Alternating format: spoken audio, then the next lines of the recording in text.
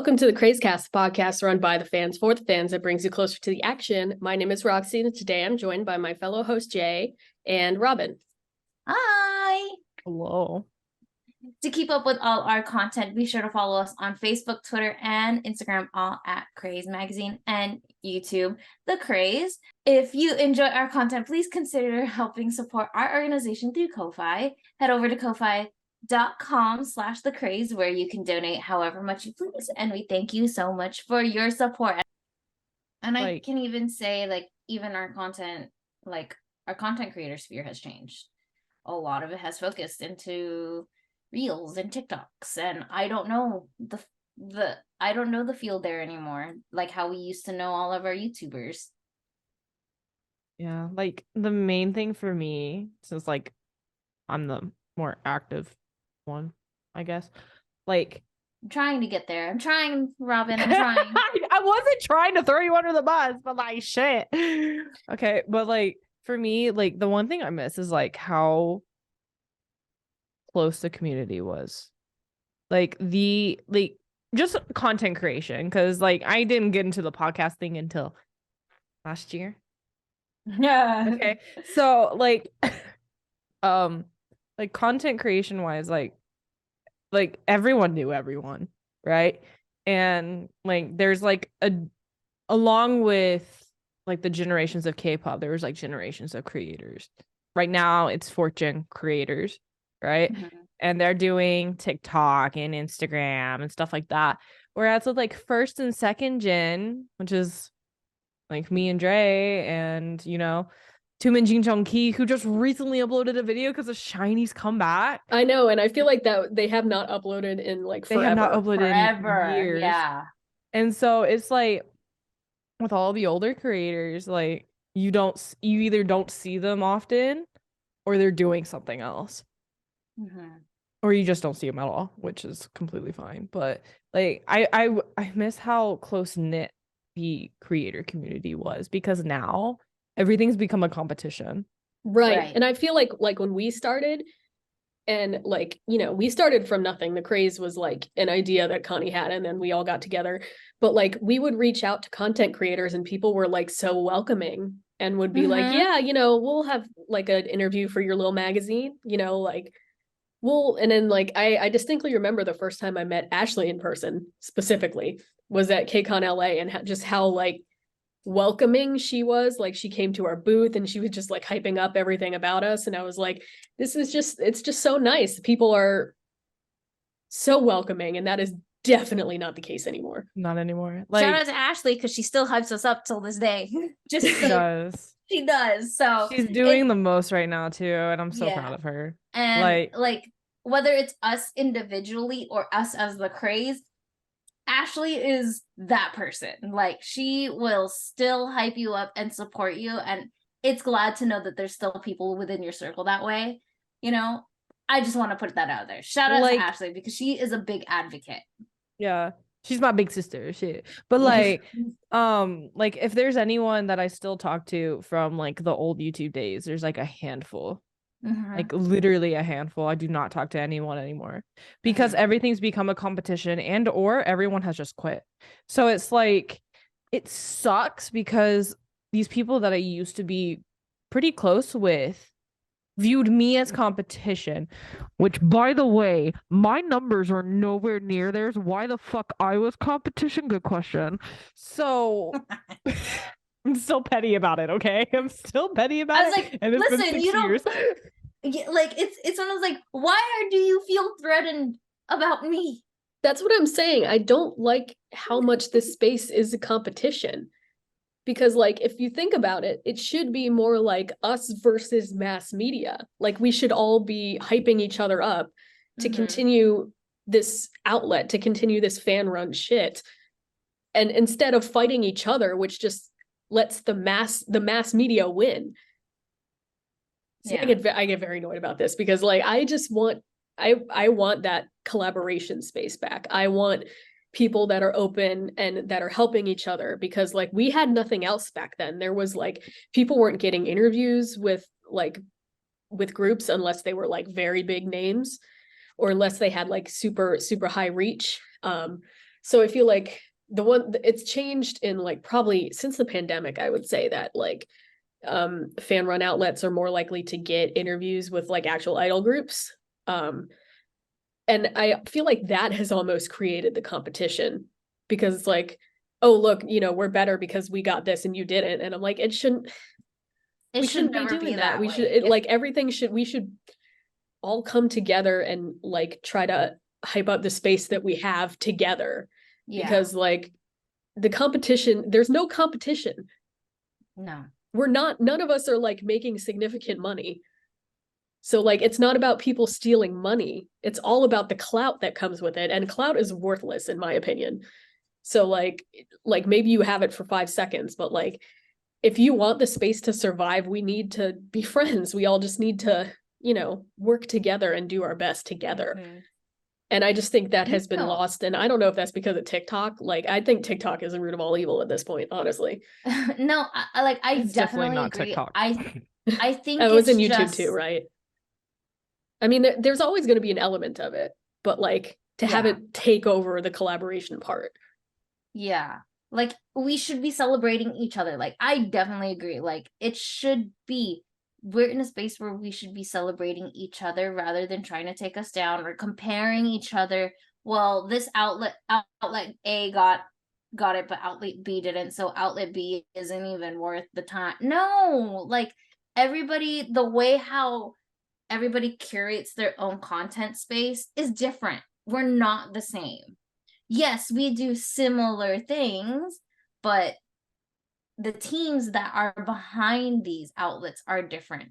We all have different questions. They all have, different ideas of content. We're really not the same. And we should be celebrating each other. Like, and that's why, like, if I see people that I know, and lately I haven't been as active on my social media, save for Jungkook, motherfucker. Save for that, I've been on a little bit of a hiatus, but if I see something come across my timeline and it's somebody I know, I'm gonna be like, I'm either gonna like it or try to respond to it or just read, because it's like, we don't get this. We don't really get it. And so I'm gonna still celebrate you or your group or whichever in some sort of way and show my support that way. And there's no animosity.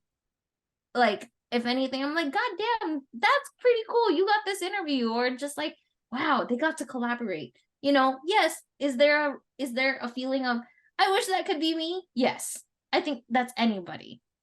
But I'm going to be like, my mindset is not going to be like, damn, they got it. I need to do better, or I need to one up this person by getting this interview or this group or whichever. No, that's not the mindset. That shouldn't be anybody's mindset, actually. That's very toxic. No, like with my view on that, it's the person. Mm-hmm. Like it's definitely the motives of the person. Like if they have good motives, and you definitely like you're rooting for them. But like if like me, who knows shit about a lot of people, if you know stuff and like that person is not a good person and they're getting shit, you're like, why? Like, dang, did you fool them? And see, I do get that, but like I think the majority, like I feel like that's a very specific case. There's just like very few specific cases for that. Or like I just think majority wise, like majority should, be celebrating each other. There's always bad apples everywhere. Anywhere you go. Yeah. Any field, any profession, it's there. Right. So it's like obviously, you don't like to see bad people win, but like that doesn't necessarily mean that you won't get a win either. You know what I mean? Yeah. You celebrate what you can get, something is better than nothing. And it's just like, yo, you got that shit. Like, cool. Honestly, really cool. I'm genuinely happy for you. Yeah. But I'm not going to go out there to try and sabotage some other person. I know it's cliche to be like, why can't we all be friends? But seriously, it is. Like, why? Why can't we be this way? Why can't we be friends? Why can't we be friends? But it's like, I kind of like part of me gets it because I do have a competitive streak, but like you have to see past that. right? Yeah, I So mean, what's there's for nothing the wrong greater with it. good of like the K-pop content? What is the greater good? Is lifting up all of us so that we have more opportunity and more control over the media space. Because Mhm. like, you know, if we're all Because like fighting each other, they don't worry about us. exactly, like with me, I had a moment in 2017 right before K-pop got huge where I saw like other YouTubers start doing the same thing I did and their numbers growing more than me, and I had that moment of competitiveness and asking what am I doing wrong, and Right. I just need to do this better, this better, this better. Once I got out of my head about the competitive and not caring about numbers, dude, my numbers grew. See, So that's it's the thing, like because like I do think there's like a natural element of like if somebody is doing better than you or get something that you don't, you're just like, why not me? Like what am I Yeah. doing wrong? And it's like it's probably not even that. It's just, you know, a situation. And it's at the end of the day, that's not what matters the most either. Yeah. Like I think maybe it does if you, I don't know. I just think that like when I would get obsessed with numbers, I would feel worse, you know? mhm. It's just way better to not obsess about them. Right. I think if you focus in on the numbers too much, or you're just like, oh, I have to put this piece of content, and I think Robin can relate to this in the sense, as me and her are the technically also content creators. It's like, oh, my thing isn't in this style, and if it doesn't, and that's what's in right now, and if I don't do my content like this, I'm not going to get any reach. I'm not going to do anything. Like, and once you start comparing yourself to other people, you lose the meaning of yourself and your content. Just be you, right? It doesn't matter how long it takes for you to come back to a platform. Guilty of it. There's still gonna be people there. People will come for you, regardless, no matter how small the number, even if it's just one person. Somebody's still coming out there for you, right? Somebody is still going to read our articles on the craze, whether it just be us as a team. I'm just like, hey, I read Roxy's articles. Like, hello. Yeah, sure, we may be, coworkers in this sense, but I'm like, yeah, I'm still gonna read what they're gonna put out. Hello. They're not putting out content for nothing. So just don't be in your head about that, because once that's just your main stick, you're gonna feel burnt out really fast. You're gonna feel robotic with what the content you're putting out with. You're not gonna be happy with the content. Are you gonna be fully satisfied? Wouldn't you want to take your time putting out something and you'd be like, hey, I'm proud of what I did. And I don't really have that much. I think we're all the mindset of, I could have done this better. But I'm still genuinely happy about wouldn't you want to be in that kind of mindset rather than like, fuck, I gotta think about the next thing that I gotta put out now. The thing that I always find funny, it's for me, the videos that always get the most views are the videos I don't intend on getting the most views. That's the thing. It's like none of this you can control, you know? None of it you can control. It's so funny because whenever you have a video, like for me, over 1,000 views is like decent. Okay. So when I get a video that hits 10K, I'm like, what the fuck happened here? And Yeah. it's literally based off of like one, who it is or what it's about, to how your timing of uploading is a big thing when it comes, especially to YouTube. Your timing is a big thing. And then like what you talk about fully. And like there's some things where I'm like, why did this get so many views? When it's literally like I will look at it as a film major, a video editor, and I'll be like, this editing is shit. Why does it have 30K? Like it's you cannot control when you get that blow up. You cannot control it. Yeah. The algorithm will be the one to speak for it. The algorithm sucks. It does. It really does. I think we're all slaves to the algorithm regardless in our field. But it really is how lucky the algorithm will plop something in front of you. Yeah, and then the more often it happens, the more often it'll happen. Like getting Right. the first one is such a pain in the ass. But also keeping it up is the next pain in the ass. Right. Yeah. And there's like no formula, and that's what I think drives people the most crazy.